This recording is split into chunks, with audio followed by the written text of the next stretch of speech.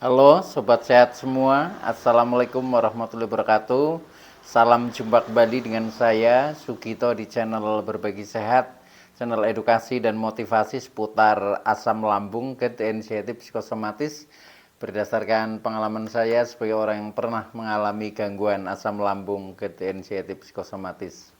Harapan saya khususnya kepada teman-teman yang masih mengalami gangguan asam lambung, GERD, anxiety, psikosomatis setelah menonton video ini ya akan dapat tersugesti dan termotivasi untuk dapat cepat sembuh. Saya bisa sembuh, insya Allah teman-teman pasti juga bisa sembuh, badai pasti berlalu. Baiklah teman-teman, pada kesempatan kali ini saya akan berbagi seputar asam lambung, GERD, anxiety, psikosomatis ya, dengan topik menjaga asam lambung agar tidak mudah kambuh. Teman-teman semua, sebelum saya lanjutkan ya, tolong yang belum subscribe channel ini, klik subscribe dan loncengnya, supaya teman-teman tidak ketinggalan konten video-video berikutnya. Dan jika suka, klik like, selalu bagikan ke sosial media teman-teman. Semoga bermanfaat buat kita semua. Baik, kita lanjutkan. Jadi topik kita kali ini adalah menjaga asam lambung, GERD, anxiety, psikosomatis agar tidak mudah kambuh. Teman-teman semua perlu kita sadari bahwa penderitaan asam lambung, GERD, anxiety, psikosomatis yang disebabkan oleh multifaktor ya, baik itu faktor fisik maupun faktor psikis dengan sensasi yang sangat beragam ya, mulai dari ujung rambut sampai dengan ujung kaki yang sering kita kenal sebagai 1001 rasa sensasi, memang sungguh luar biasa, sungguh dahsyat dan perlu kita tangani dengan bijak agar penderitaan asam lambung, GERD, anxiety, psikosomatis dapat cepat membaik hingga sembuh total. Nah, khusus pada session kali ini ya, saya sharingkan hal ini, yaitu menjaga asam lambung agar tidak mudah kambuh. Nah, ini tentunya buat teman-teman yang sedang di fase pemulihan ya, dimana kita sering kadang masih kambuh-kambuhan ya, tetapi sebenarnya kadang juga sudah merasa sembuh ya, tetapi belum stabil ya, sehingga ini perlu kita jaga bagaimana caranya agar ketika kita sudah merasa sembuh, nah itu kemudian tidak kambuh lagi ya, karena pengalaman saya dulu itu memang bertahap ya, jadi kadang sembuh, kadang kambuh ya, itu seperti itu ya, tetapi lama-lama nanti akan stabil setelah kita memahami metode-metodenya, kemudian terapi-terapi apa yang harus kita lakukan ya, tip-tip apa yang harus kita lakukan, itu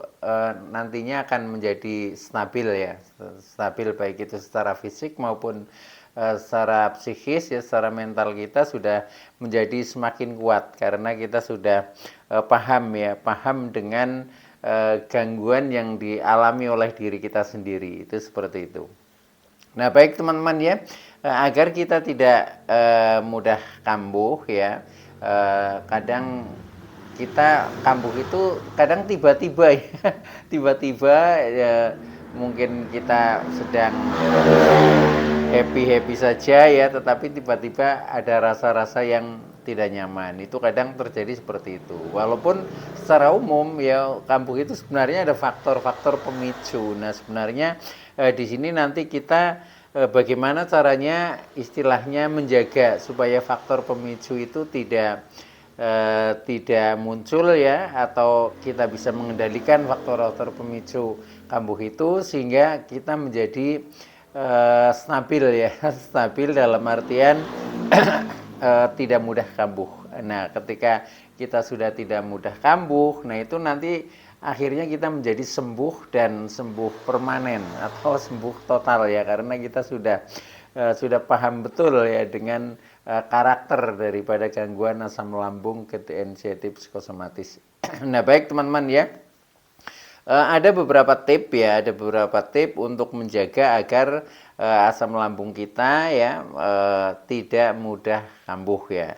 Yang pertama ya, ini yang pertama yaitu kita konsisten ya, konsisten menjaga pola makan ya, menjaga pola makan. Ini bagian daripada 5P ya. Jadi karena kita kadang sering ya kambuh itu juga kadang gara-gara dipicu oleh faktor makanan ya, karena pada saat kita sudah merasa sembuh, kadang kita sudah tidak terkendali lagi ya makannya, tidak terkontrol, nah akhirnya kadang memicu kambuh. Nah untuk itu maka kita harus konsisten menjaga pola makan ya, tentunya pola makan yang disesuaikan dengan kebutuhan kita ya, karena kita punya riwayat gangguan asam lambung ya. Nah dalam hal ini yang lebih penting lagi adalah berarti kita harus mengendalikan khususnya makanan-makanan pantangan. Tetapi selain itu juga kita tetap menjaga pola makan yang baik, contohnya makan tepat waktu, makan mengingat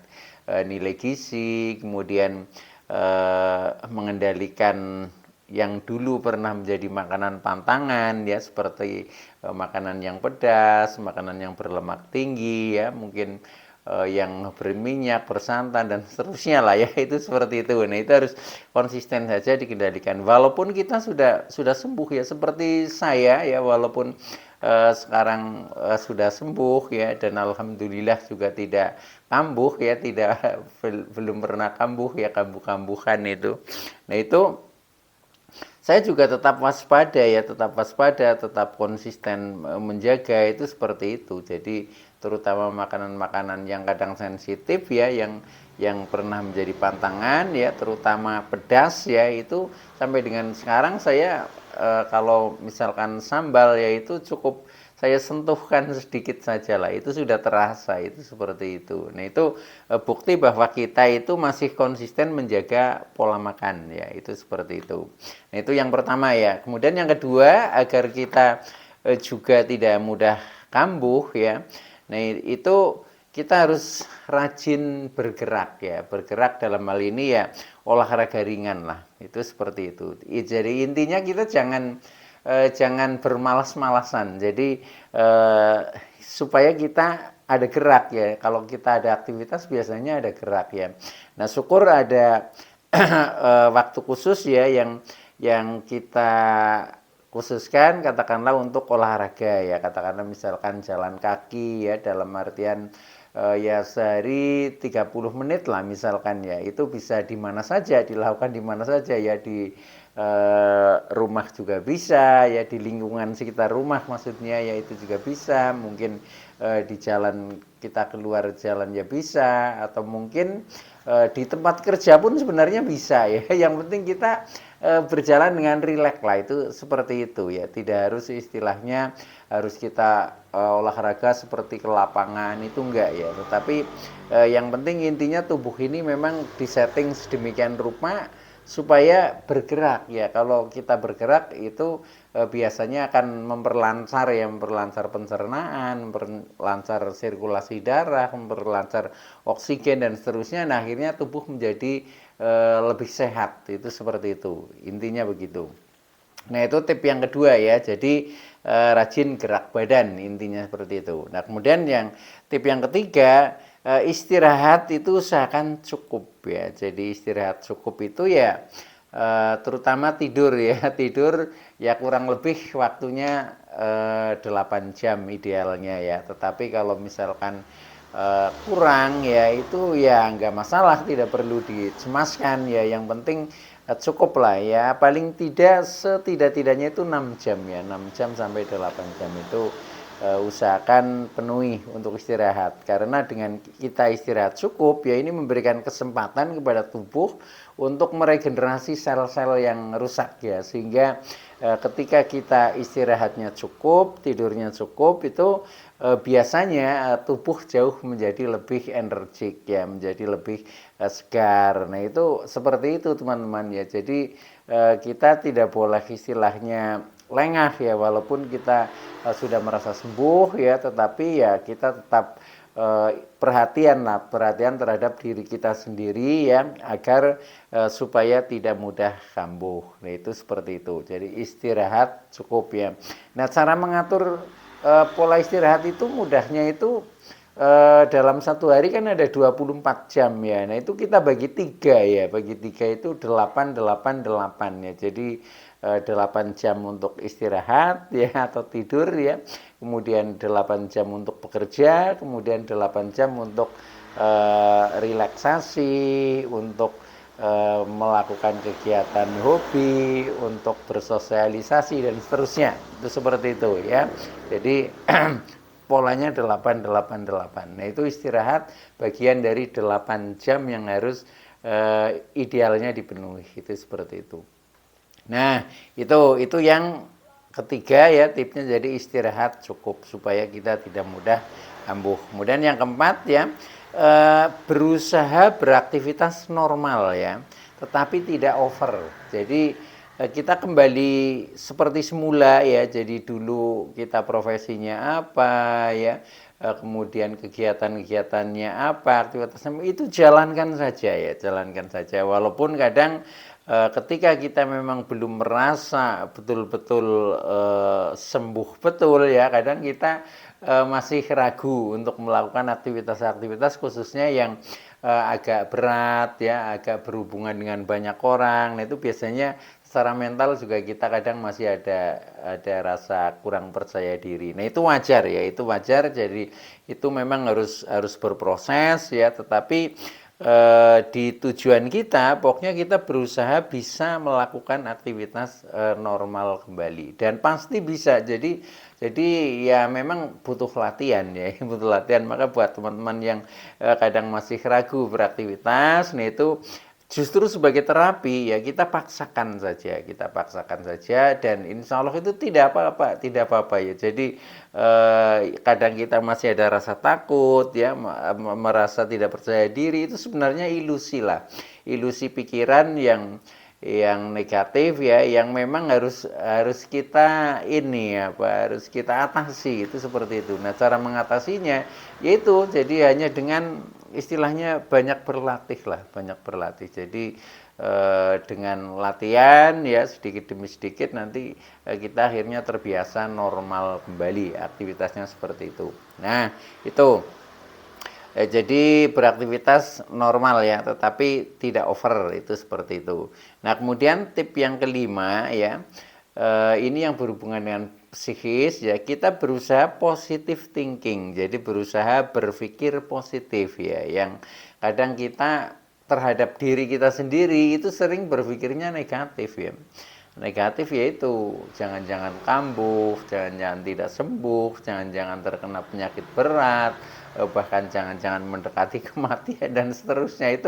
Itu memang orang-orang psikosomatik itu rata-rata seperti itu ya itu. Tetapi ya ini memang harus kita sadari dan harus kita robah. Nah mindset kita harus menjadi positif, jadi positive thinking itu seperti itu. Nah caranya bagaimana supaya kita berpikir positif? Itu mudah. Awali saja setiap kegiatan, setiap apa yang akan kita respon itu dengan rasa syukur ya. Jadi awali dengan alhamdulillah, saya bersyukur, itu seperti itu ya. Jadi walaupun mungkin belum begitu percaya diri ya, saya pasti berani, saya pasti bisa, dan seterusnya seperti itu.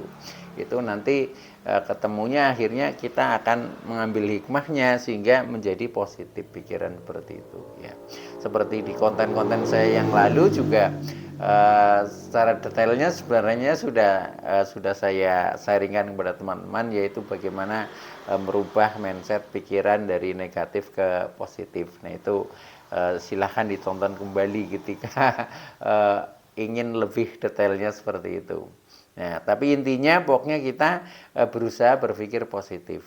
Berpikir positif itu ya berpikir yang baik-baik, kita mulai optimis ya, kita bangun percaya diri kita, semangat kita. Nah itu seperti itu saja teman-teman. Dan itu ya sama saja, itu juga harus dilatih ya, dengan segala sesuatu ini skill ya, skill. Jadi memang yang harus kita sadari kemudian kita latih ya, dengan praktek itu seperti itu. Nah itu pasti bisa juga. Jadi belajar berpikir positif ya, itu tip yang kelima. Nah kemudian tip yang keenam, afirmasi positif ya. Ini afirmasi positif itu selalu teman-teman, selalu dan di setiap saat. Jadi afirmasi itu kata-kata positif, termasuk doa ya, termasuk juga mungkin berzikir dan lain sebagainya ya. Itu adalah afirmasi positif yang selalu akan menguatkan mental kita ya, membuat pikiran kita juga menjadi positif, dan respon tubuh nanti ketika kita selalu afirmasi positif ya, nah itu ya responnya menjadi positif, nah akhirnya menjadi baik-baik saja ya, begitu seterusnya. Jadi ketika kita mau melakukan aktivitas itu awali saja dengan afirmasi ya, atau dengan doa ya. Doa juga afirmasi sebenarnya, itu seperti itu ya, tetapi betul-betul dijiwai dan akhirnya ini apa, menguatkan mental kita. Jadi kita selalu afirmasi. Nah itu kalimat-kalimat afirmasi ya, contohnya saya baik-baik saja, saya tidak apa-apa, faktanya saya sehat walafiat, dan seterusnya, itu seperti itu ya. Nah, jadi itu juga di video saya yang lalu juga ada khusus tentang afirmasi positif ya, itu bisa ditonton kembali juga ya, itu kalau ingin istilahnya detailnya. Tapi karena ini sifatnya sudah hal yang biasa, jadi saya hanya mengingatkan kembali apa-apa yang harus kita jalankan. Jadi afirmasi itu kapan saja, di mana saja ya, selalu kita ucapkan. Itu insya Allah kita menjadi akan stabil ya, stabil dan tidak mudah kambuh, itu seperti itu. Nah, itu kemudian yang tip yang berikutnya, yang ketujuh ya, kita selalu mensyukuri apa adanya. Jadi ini adalah mindfulness supaya kita hadir di saat ini ya, supaya pikiran tidak mengembara ke masa lalu ya, yang biasanya ingat hal-hal yang menyedihkan, ingat trauma dan lain sebagainya, juga tidak mengembara ke masa depan ya. Masa depan ya biasanya membuat kita cemas ya, membuat kita ragu dan seterusnya, itu seperti itu. Nah, maka dari itu kita berusaha mensyukuri apa adanya saat ini ya. Jadi mensyukuri saat ini apa adanya. Jadi ya teman-teman itu sedang melakukan apa ya, itu yang kita fokuskan. Jadi hadir pada saat ini ya, kemudian berusaha mensyukuri, menikmati ya yang sedang dilakukan ya, itu seperti itu. Nah, dengan seperti itu nanti pikiran menjadi fokus, menjadi tidak kemana-mana, menjadi positif, bahkan kita menjadi merasa tenang ya, menjadi merasa tenang, karena intinya sebenarnya hidup itu saat ini ya, bukan kemarin, juga bukan masa depan, itu seperti itu. Maka yang perlu di garis bawahi ya, yaitu pada saat ini itu. Makanya kita selalu mensyukuri apa adanya pada saat ini, itu seperti itu. Nah, kemudian tip yang ke-8 ya, kita banyak bersedekah teman-teman. Bersedekah itu artinya berbagi lah ya. Jadi banyak berbagi ini jangan diartikan bahwa banyak berbagi itu sifatnya materi ya, tetapi berbagi apa saja. Kita yang kalau kita punyanya ilmu ya berbagi ilmu ya, justru itu lebih bermanfaat, berbagi pengalaman yang baik-baik ya, bahkan berbagi materi juga bisa ya. Jadi banyak hal yang harus dilakukan, karena ketika kita istilahnya membiasakan diri kita sering berbagi, ini sama saja sedang melepaskan pendaman emosi ya, sehingga kita akan jauh merasa lebih plong ya, lebih damai ya, bahkan lebih bahagia itu setelah kita banyak berbagi ya, atau banyak bersedekah, itu seperti itu ya. Itu yang ke-8. Kemudian yang ke-9 ya, kita selalu berusaha pertama untuk sabar ya, tidak terburu-buru, kemudian tidak emosionalan ya, itu seperti itu. Jadi emosi stabil ya, kita lebih tenang ya, tidak terburu-buru, kemudian kita selalu berusaha sabar. Nah, dengan seperti itu ya sudah, secara psikis kita akan menjadi membaik. Nah, akhirnya respon lambung ya, respon tubuh itu juga akan baik-baik saja atau menjadi stabil dan tidak mudah kambuh, itu seperti itu. Nah, terakhir ya, yang 10 itu adalah lebih mendekatkan diri ya, atau banyak bersujud lah, itu seperti itu, atau banyak beribadah ya, itu sesuai dengan keyakinan kita ya. Jadi ini sifatnya adalah sebenarnya pola spiritual ya. Jadi bagaimana caranya kita lebih mendekatkan diri kepada Tuhan Allah Subhanahu wa taala ya, itu seperti itu. Dan seperti itu ya sudah akan menambahkan kedamaian kita ya, sehingga apa yang kita inginkan itu menjadi lebih mudah terwujud ya, terutama kesehatan kita itu. Insya Allah semuanya akan baik-baik saja ya. Jadi praktekkan saja ya, dari 10 tip ini insya Allah itu akan stabil ya, akhirnya menjadi sembuh total.